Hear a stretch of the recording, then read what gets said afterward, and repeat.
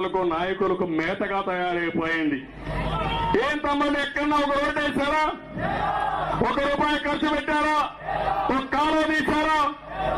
వందల కోట్ల రూపాయలు దోచేస్తున్నారు. ఎక్కడ రాస్తున్నారు లెక్కలు? దొంగ లెక్కలు. ఆ దొంగ లెక్కలు రాసి కేంద్రాన్ని కూడా మోసం చేసి ఉపాధి హామీలో ఇష్టానుసారంగా దోచుకునే పరిస్థితికి వచ్చి ఒకటి రెండు కాదు, ఏది చూసినా పెద్ద ఎత్తున సెటిల్మెంట్లు. మెడ మీద కత్తి పెడతారు.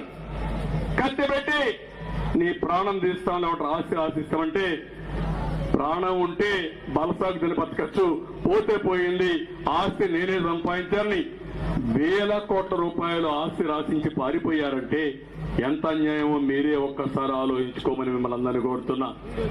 మళ్ళీ అంగన్వాడీ టీచర్లకు చెప్తున్నా, హామీ ఇస్తున్న నేను ఆ రోజు జీతాలు పెంచా, కానీ వాళ్ళు కూడా ఈ రోజు గౌరవించి మనం పెంచిన దానికి గుర్తింపుగా మన పాత పెట్టుకొని వాళ్ళు బ్రహ్మాండంగా మనకు కూడా సహకరించే పరిస్థితికి సహకరించడం కాదు, మళ్ళీ ఒకటి హామీ ఇస్తున్నాం.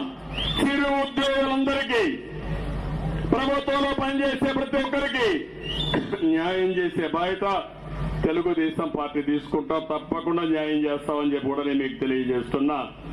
ఈ రోజు ఇంకో పక్కన చూస్తా ఉంటే 1వ తారీఖున జీతాలు. ఏం తమ్ముళ్ళు ఉద్యోగస్తులకు జీతాలు వస్తున్నాయా? పెన్షన్ వస్తా ఉందా?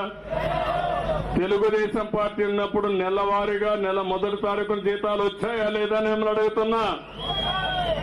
ఇంకో పక్కన క్రీడా మైదానాలు లేవు కానీ ఆడుదాం ఆంధ్రప్రదేశ్ అంట.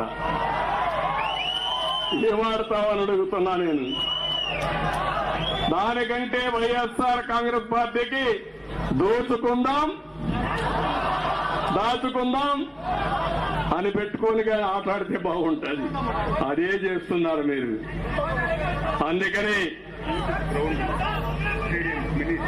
ఇక్కడ మినీ స్టేడియం కట్టాలి, తప్పకుండా 2 కోట్లు శాంక్షన్ చేస్తాం, తప్పకుండా వస్తానే కట్టిస్తామని చెప్పి కూడా నేను మీకు తెలియజేసుకుంటున్నా.